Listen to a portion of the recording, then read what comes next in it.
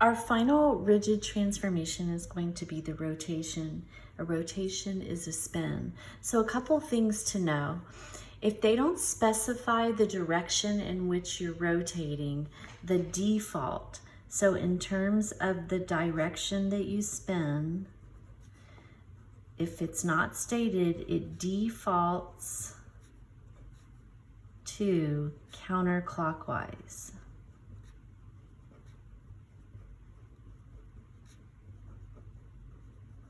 So we're going to spin in this direction if they don't tell us otherwise. An easy way to remember that is it's how our quadrants go. Our quadrants go first, second, third, and fourth, right?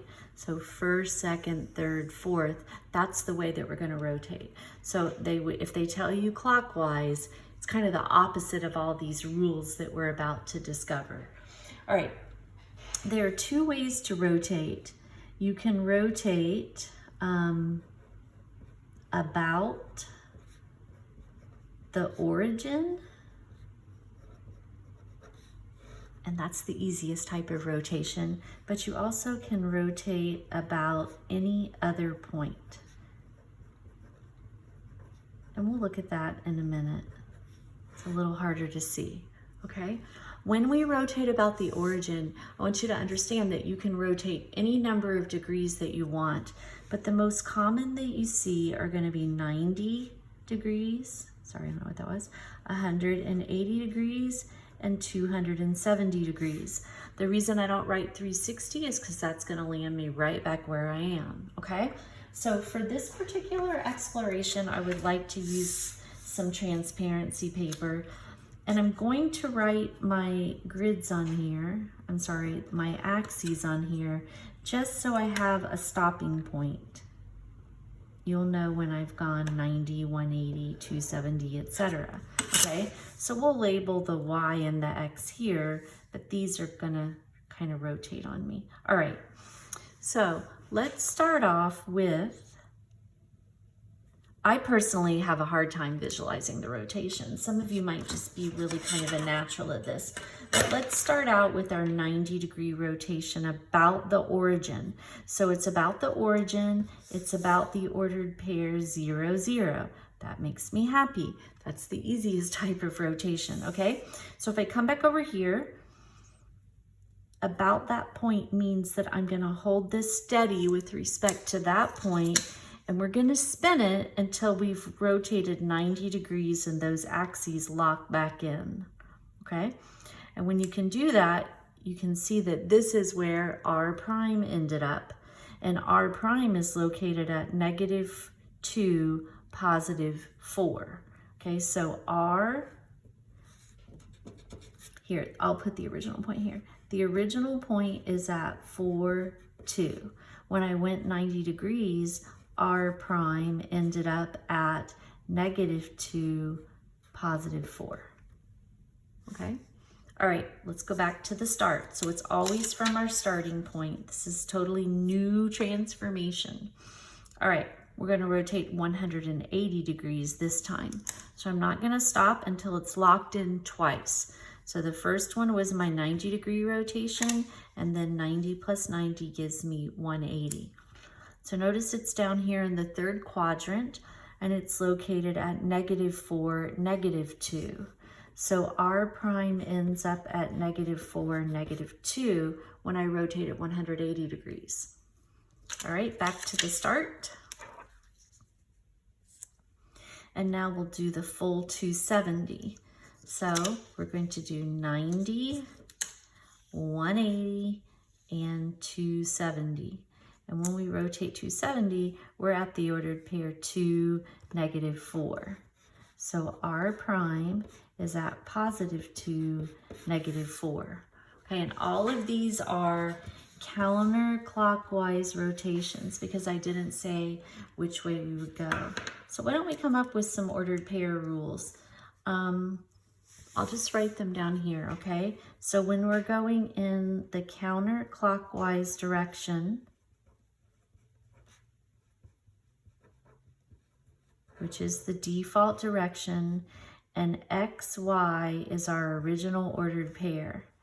if we go 90 degrees, what happened to those coordinates? So if you come up here, the original ordered pair was at 4, 2, and when I rotated 90 degrees, X came to the front and changed signs, Y went to the back and did not change. So X is the opposite, Y stayed the same. And Y came to the, wait, I think I said that backward. I'm very sorry. The X went to the Y position and did not change. The Y came to the X position and did change, excuse me. So this is the opposite of what Y was. This is the same X value. So the opposite of the original Y and the original X. All right, what about 180 degrees? So notice it was +4, +2. Now it's -4, -2. So the X and the Y are where they were, they just swapped signs. So when we rotate 180, X will change signs and Y will change signs. Likewise, 270. So with 270, the original X, which was 4, is now in the back position and it's negative. The original Y is in the front position and it didn't change signs. So Y comes to the front and stays the same sign, and X goes to the back and changes signs. And that's our 270-degree rotation, counterclockwise. Now, there are separate rules for clockwise rotations, but I just want to stress that you don't really need to learn even more rules. We've already seen a lot of ordered pair rules. What if instead I went 90 degrees in the clockwise direction and I wanted to know where I ended up? Well, instead of memorizing a different rule, I can just recognize that going 90 degrees in the clockwise direction is the exact same rotation as going 270 in the counterclockwise direction. So 90 degrees clockwise is the same thing as 270. This would be a 90-degree clockwise rotation. Sorry about that. 180 is 180. It doesn't matter. It doesn't matter if I start spinning this thing, if I spin it to the left 180, or if I go back to my starting point, if I spin it to the right 180. It ends up in the same spot. But a 90-degree counterclockwise rotation, sorry, a 90-degree clockwise rotation, I already said, is 270. A 270-degree clockwise. So if I go in the clockwise direction, 90, 180, 270, that's the same as just rotating 90 degrees in the counterclockwise direction. So this is the same as 270 clockwise. I wouldn't memorize separate rules for any of those. All right, what if we rotate about a different point? What if I take this thing and I rotate it, let's say we rotate it about the point 2, 3. Well, it turns out we don't really have ordered pair rules for that. We just have to picture what's happening, or we could do a translation and then do the rotation, and we could use the rules. We just have to remember to move it back. And I think I'm going to try that, but I just want to show you guys what it looks like. You wouldn't always have transparency paper though. So we're going to take the 2, 3, and we're going to rotate this thing. I want to rotate it 90 degrees. About the point 2, 3. So what will we end up with if we make a 90-degree rotation? So the ordered pair 2, 3 is here. So I'm going to spin it until I've gone 90 degrees, which will put me right there. It's 90 because I still can see my axes didn't lock into themselves, but there's still a horizontal and vertical line, and they locked in right there. So the ordered pair 4, 2 ended up here. And this is the ordered pair 3, 1, 2, 3, 4, 5. That's the ordered pair 3, 5. So how was I getting from 4, 2 to 3, 5 when I did a 90-degree rotation? So one of the things we could do is this. We could picture this down at the origin. So what if we move the entire thing, including this figure? So this gets problematic because the relationship here between this point and the point of rotation has to be the same as if this were the origin. If this were the origin, which it's not, so if it were the origin, what would we have to do? Let me go ahead and let me make that the ordered pair R. I'll drag it along. So we're going to take our rotation point and we're going to slide it down and over, and we'd end up with this, and here's R. R is located now at 2, -1. R is at 2, -1. If we rotate it 90 degrees about the origin, we knew that that was going to end up at 1, 2. Okay, so R prime is located at 1, 2.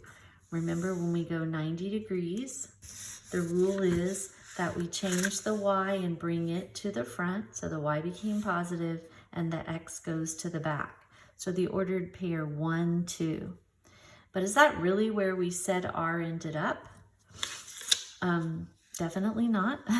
We were rotating about the ordered pair 2, 3. Remember, we had to slide this thing down 3 and over 2. So what do we need to do to put it back where it was? We need to go over 2 and up 3. So if we move this point now over 2 and up 3, we get the ordered pair 3, 5, and that's where we said it would have landed, at 3, 5. Okay, so we were rotating R. This is R prime about the ordered pair 2, 3. Let me show you one more time that it really was there. So the ordered pair 2, 3 is right here. And if we spin it until we get that 90-degree lock, boom, that's where it ended up. So we'll have to practice a fair amount of those. That's a little tricky. You won't see many of those. However, most of your rotations are going to be about the origin, and then you can just flat out use these rules. All right, let's go to our practice book. We are almost finished.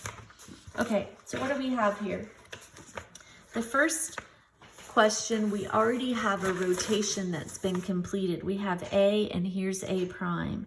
And the question is, describe the rotation. All right, well, where was A? The original A, our pre-image, is at -2, -2, and A prime is at +2, +2. It looks to me like it was rotated about the origin, and this is the rotation that takes the original ordered pair. Now you have to be careful because they're both 2s, but they're definitely opposite each other. Can you see that this probably spun 90 and then again 180? And the 180 rotation rule says you change everything. Y comes to the front. Oh, I'm sorry. No, it doesn't. It keeps X where it is and it keeps Y where it is. I was thinking about my reflection. It's easy to get these confused, but notice that happened, that the 2 change signs. The -2 became +2, the -2 became +2. The X and the Y both change signs. So this is a 180-degree rotation about, this is how you name the point that the rotation is happening around, about the origin. Okay? All right, let's just go ahead and do number 2 and then we'll quit. So we need to take this graph and rotate point P 90 degrees counterclockwise about the origin, and then we'll go back and we'll do it about another point. We'll go through that again. All right, if we go 90 degrees about the origin, our 90-degree counterclockwise rotation, so I'll do this in purple, says that you take the ordered pair and you bring Y to the front and change signs, and X stays the same. So P is located at 3, 4. So P prime, Y is going to come to the front and X and change signs. X goes to the back and stays the same. P prime is going to be over here at -4, +3. P prime at -4 and +3 without having to spin it. All right, what if we rotate around the ordered pair -2, 1, 2, 3, 4? Now we're in luck. I don't think I have to do quite what I did before, because what I'd like you to see is that this is a horizontal, and I want you to picture it like the hand of a clock, and this is our center of rotation, and we're spinning it 90 degrees in a counterclockwise direction. Well, this is horizontal. When it stops, it's simply going to be vertical, but the distance doesn't change. So right now we're 1, 2, 3, 4, 5 away. So when we go 90 degrees in the counterclockwise direction, we'll go that way, we'll be 1, 2, 3, 4, 5 away.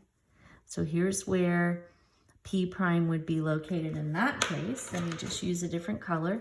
So when we rotate about this particular point, it's now going to be up here, and that is the ordered pair, -2 and 9.